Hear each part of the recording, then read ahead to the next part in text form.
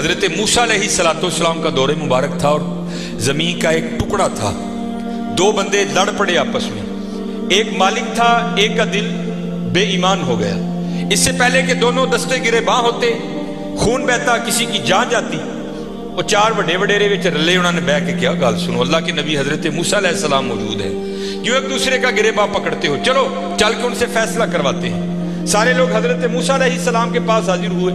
عرض کی حضور زمین کا ٹکڑا ہے, یہ دعویٰ کرتا ہے زید کہ میرا ہے, بکر کہتا ہے میرا ہے, آپ اللہ کے نبی ہیں, آپ فیصلہ فرمائیں کس کا ہے. کچھ ایسے ہوتے ہیں نا جن کو ادب آداب کی آگاہی نہیں ہوتی کوئی بھی. وہاں بھی ایک ایسا بیٹھا تھا. حضرت موسیٰ علیہ السلام سے عرض کرتا ہے حضرت اینج کرو, کلا کلا کر کے نا ان سیڈ تے لے جاؤ, دونوں کی بات سنو, حقیقت حال آپ پر واضح ہو جائے گی. حضرت موسیٰ علیہ السلام جلال میں آ گئے. آپ نے فرمایا میں اللہ کا نبی ہوں, مجھے اس بات کی ضرورت نہیں کہ میں کلا کلا کر کے ان کی بات سنوں. مجھے اللہ نے یہ طاقت دے رکھی ہے, میں زمین کے ٹکڑے سے پوچھ لوں گا بتا تو دونوں میں سے کس کا ہے. آپ نے سب کو اکٹھا کیا اور لے کر چلے گئے. زمین کے اس ٹکڑے پر کھڑے ہوئے, فرمایا یہ زید دعویٰ کرتا ہے تو میرا ہے, بکر دعویٰ کرتا ہے تو میرا ہے, اللہ کے نبی حضرت موسیٰ تجھ سے پوچھتے ہیں بتا تو کس کا ہے. تو تفسیر میں لکھا ہے کہ وہ زمین کا ٹکڑا بول اٹھا. پہلے حضرت موسیٰ علیہ السلام کو سلام عرض کی اور سلام عرض کر کے عرض کرتا ہے حضرت یہ دونوں جھوٹے ہیں, نہ میں اس کا ہوں نہ میں اس کا ہوں, ان کو تیاری کریں, یہ دونوں میرے ہیں. ہسی حضرت کیڑے وہم چھپے دیں تے حقیقت کیا ہے. یہ وہ باغ ہے جس کے ہزاروں مالی تھے, سکندر جب اس دنیا سے گیا دونوں ہاتھ خالی تھے. ہاں حضرت دھیان کریو, خالی آئے ہیں اور خالی ہی یہاں سے جائیں گے. ہاں جائے گا کیا, اچھے اور برے اعمال ساتھ جائیں گے. حضرت ان تاڑی مرضی ہے حضرت, جدا مرضی ٹیر لا لو, لیکن حضرت جی چنگا ہی ٹیر لائیو, مندہ نہ لائیو. یہ سیالکوٹ جاؤ تو آپ نے حکیم عبدالحی رحمۃ اللہ تعالیٰ کا ڈیرہ دیکھ رکھا ہے, یہ سٹی سینٹر کے تھوڑا سا آگے ہے. اتنی موقع کی جگہ ہے حضرت. ہم نے تو خیر نہیں دیکھا, لیکن میں نے وہ انجینئر دیکھے ہیں جنہوں نے حکیم صاحب سے کہا نا, انجینئر تھا, حکیم صاحب کا مرید ہوا تو اپنے پیر سے پیار تھا نا, تو عرض کرتے ہیں کہ حکیم خادم علی رحمۃ اللہ تعالیٰ کہنے لگا کہ صاحب بڑی موقع دی جگہ ہے, سڑک دے ہوتے تھی جو کتے روڈ تے بھی جا کے بہو گے نا تو دنیا نے اوتھے بھی آ جانا ہے. مینوں اجازت دو ہاں میں نقشہ بناواں تے اتنے سونا پلازا بنائیے. تو حکیم صاحب فرمان لگے وہ بابا جی رہن دے. کہنے لگا نہیں جناب پلازا بنانے. آپ فرمان لگے یار اسی بڑا لینا ہی, لیکن ایک گل سنی سی تاں نہیں بنایا. وہ کہتا حضرت مشورہ کریں نا, شاید بات کی حقیقت کچھ اور ہو, کیا بات سنی ہے, کیوں نہیں آپ نے بنایا. آپ فرمان لگے یار ہی سنے آئے, نال نہیں لے کے جان دیں دے, اسی تاں نہیں بنایا. کیسے لوگ تھے یار, کتنا تقویٰ تھا ان لوگوں نے. اس جانب توجہ ہی نہیں کی حضرت. توجہ کی تو صرف اللہ کی طرف کی حضرت, توجہ کی تو صرف حضور کی غلامی کی جانب کی حضرت. اس جانب آئے ہی نہیں. اور حضرت جو اس کی جانب جائے گا نا, دنیا تو آٹومیٹک اس کے پیچھے آئے گی. مولانا روم رحمۃ اللہ تعالیٰ نے بڑی خوبصورت مثال لکھی, بڑی خوبصورت مثال. آپ فرماتے کوئی بزرگ بیٹھے تھے, ان کے سامنے سے نا بندہ بھاگتا ہوا گیا, افیادہ نسیہ پہ جائے. اگلے دن پھر بیٹھے تھے, پھر بھاگتا ہوا گیا. تیسرے دن پھر بیٹھے تھے, پھر گیا. چوتھے دن جب گزرا نا آپ نے پکڑ دیا اسے. آپ نے فرمایا بھائی یہ تجھے کیا مصیبت پڑی ہے, روز تو اس وقت بھاگتا ہوا نکل جاتا ہے اس جانب. اور اس کرتا ہے حضور میں اپنا سایہ پھڑن دیا تھا. آپ نے فرمایا پھر تو ساری زندگی نہیں پکڑ سکے گا. اس نے کہا حضور وہ کیوں. آپ نے فرمایا تو نے کر دی ہے سورج کو کانڈ, سایہ آ گیا ہے تیرے آگے. اب سورج کو کانڈ کر کے جتنا مرضی بھاگ, کیونکہ سایہ آگے ہے, وہ بھاگتا رہے گا تو اس کے پیچھے بھاگتا رہے گا, پکڑ نہیں سکتا. ہاں ایک کام کر لے, پکڑ پھر بھی نہیں سکے گا, لیکن پھر یہ ہوگا کہ تو سایہ کے پیچھے نہیں بھاگے گا, سایہ تیرے پیچھے بھاگے گا. انہیں اس کی حضور کی. آپ نے پھڑکنا دا پاسا پویا اور منہ کیتا سورج آل. فرمایا سورج آل نوں دوڑ لا, سایہ تیرے پیچھے پیچھے دوڑے گا. یہ مثال دے کر مولانا روم کہتے ہیں تو نے بھی اللہ اور اللہ کے رسول کے دربار سے منہ پھیر لیا ہے اور بھاگ رہا ہے دنیا کے پیچھے. اب دنیا آگے آگے, تو پیچھے پیچھے. اوے ہاں بھاگنا ہے تو دوڑ مدینہ کی طرف لگا, پھر دنیا تیرے پیچھے پیچھے ہوگی, تو آگے آگے ہو گئی. چلو لگاؤ تو صحیح اللہ اور اللہ کے رسول سے لو, پھر دیکھو تو صحیح دنیا تمہارے پیچھے آتی ہے کہ نہیں آتی. مجھے یہ بات پسند بھی بڑی ہے, اکثر و پیشتر میں سناتا ہوں, کیونکہ یہ جو بڑے لوگ ہیں نا حضرت، ان کا کمال یہ ہے کہ یہ چھپاتے ہیں خود کو. اور میرا دل کہتا ہے، کیونکہ حکیم عبدالحی رحمۃ اللہ تعالی علیہ کی 7ویں پشت تھی ولایت پر، ختم ہو گئی آ کر، اس کے بعد سلسلہ نہیں چل سکا آگے.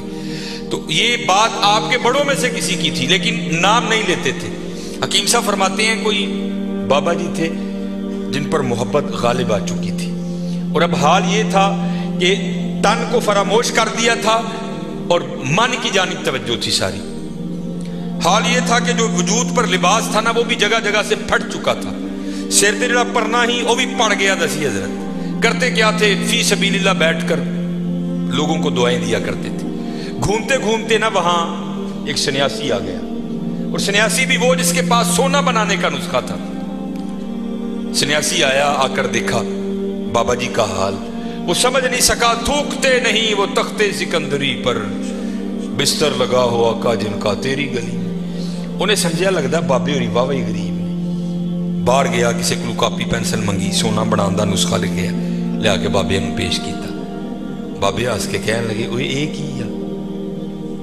کہنے لگا جناب ویکھو کپڑے بھی پاٹ گئے نے جگو جگو، پرنا بھی پڑ گیا ہے، تے اے سونا بنانا نسخہ ہے، اے تسی رکھ لو، جدو دل کرے گا بنا لئیو کری. تو یہ جو پاک لوگ ہیں نا حضرت، یہ کسی کا دل نہیں توڑتے، یہ کسی کا دل نہیں توڑ. اور دھیان رکھا کرو، دل نہ توڑا کرو کسی کا. بزرگوں نے لکھا ہے کفر کے بعد سب سے بڑا گناہ کسی کا دل توڑنا ہے. دل نہ توڑا کرو. اسپیشل ہے منڈے. بات پھر میں وہاں ہی لانے لگا ہوں، کیونکہ میری عادت ہے حضرت، جو میں دیکھتا ہوں نا میں وہی بیان کرتا ہوں. لکھا ہے کتابوں میں بدبخت ہے وہ منڈا، میں نے منڈے کا لفظ بولا، بدبخت ہے وہ منڈا کہ جس کے ڈنڈوں سے اس کی ماں اس کا باپ ڈرتے ہیں. بدبخت ہے نہیں، بلکہ وہاں کیا حکم ہے؟ افم ولا تنہرہما، اف بھی نہیں کرنا. لیکن حضرت دکھ کی بات ہے آج ہمارے نوجوان اپنے ڈنڈوں سے اپنی ماں اور باپ کو ڈراتے ہیں. حضرت نہ ڈرائیں کرو. یہ اب میں باپ بنا ہوں نا، مجھے پتہ لگا ہے کہ باپ بننا کتنا اوکھا کام ہے. تو میں جب کبھی ابو جی کو دیکھتا ہوں تو میری آنکھوں سے آنسو آتے ہیں. یار آج تو کتنی آسانیاں ہیں، لیکن جدو میں چھوٹا سا 1984 اس بابے نے میں نے کنج پالے ہونے، کنج پالے ہونے. اور پھر مجھے مولانا روم کی بڑی بات یاد آتی ہے. کو بابا بیٹھا تھا اسی طرح نا، باپ بن گیا تھا. تو بچہ سین میں بیٹھا تھا، تو دیوار پر نہ آ کر کوا بیٹھ گیا. تو بچے نے پہلی بار کوا دیکھا، نیا نیا بولنا سیکھا تھا. تو وہ بچہ باپ سے پوچھتا ہے ابا جی یہ کی ہے؟ تو باپ نے منہ چوم کے بیٹے کا کہتا ہے پتر اینو کان کہنے نے. تو آپ کو پتہ ہے بچوں کی عادت ہے بات کو در. وہ پھر پوچھتا ہے ابا جی کی؟ وہ پھر منہ چوم کے کہتا ہے بیٹا اس کو کوا کہتے ہیں. اور مولانا روم نے مثنوی میں لکھا ہے کہ 70 بار بیٹے نے پوچھا، باپ نے 70 بار منہ چوم کے جواب دیا. وقت بیت گیا حضرت، جوان بچہ جوان ہو گیا، جو جوان تھا وہ بوڑھا ہو گیا. وقت بیتتے پتہ تو نہیں نہ لگتا حضرت، تو وقت گزر جاتا ہے. وہ ایک دن بابا بیٹھا سین میں، وہ لڑکا کو کام کر رہا تھا، تو دیوار پہ کوا بیٹھا آ کے. وہ بابے کو بچپن یاد آ گیا، کہنا چلو پلا پوچھی ہے منڈا کی کر دیا.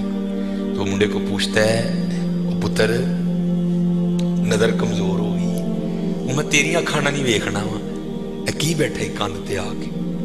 تو وہ منڈا دیکھ کے نا بڑا اوکھا، وہ ابا جی نہیں لبدا تے کی لوڑ ہے ویکھن دی، کہاں بیٹھا تھا جی؟ تو وہ باپ پھر کہتا ہے پتر تینوں پتہ ہے عمر واہ وہی ہوگی، سنوندا بھی نہیں ہے، کی کہنا ہے؟ وہ ابا جی نہیں سنوندا تے کی لوڑ ہے سنن دی، کہنے کہاں بیٹھا تھا.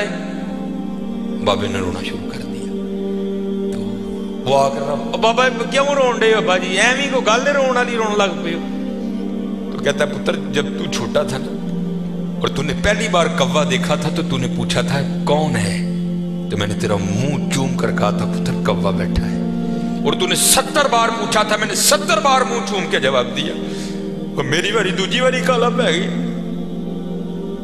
پتر بڑا دھیان کری، بڑا دھیان، جڈے مرضی ڈانڈ لو، جڈا مرضی چوڑا سینہ ہوئے، لیکن بابے نو پتا ہوئی یار ہے میرا پتر ہے. آج بھی جتی لا کے سر چ مارا گا اونجی کھائے گا جی بچپن چ کھانا سی.